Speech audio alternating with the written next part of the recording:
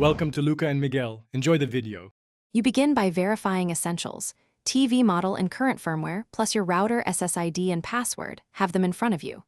Plug in the TV and power it on, then use the remote to open SmartCast or the setup wizard. Choose wireless or wired connection. If you pick wired, plug Ethernet now. Once selected, enter the Wi-Fi password carefully.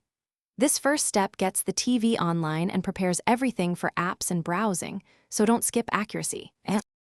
Once connected to the network, go to Settings, then Network, and choose Setup Connection to confirm the link and test speed.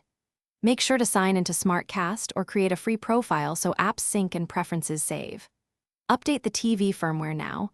Updates fix streaming codecs and security. After updating, open the App Store, install a web browser or streaming apps you need, and grant permissions like location or device access. This ensures playback compatibility and smoother browsing.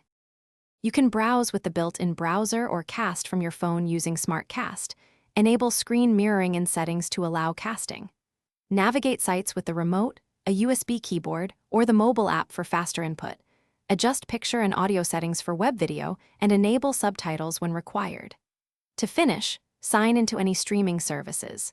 If content won't load, restart the router and TV, verify the TV's IP address and DNS. Then reconnect.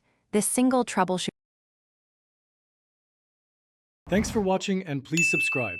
It's the best investment you'll ever make.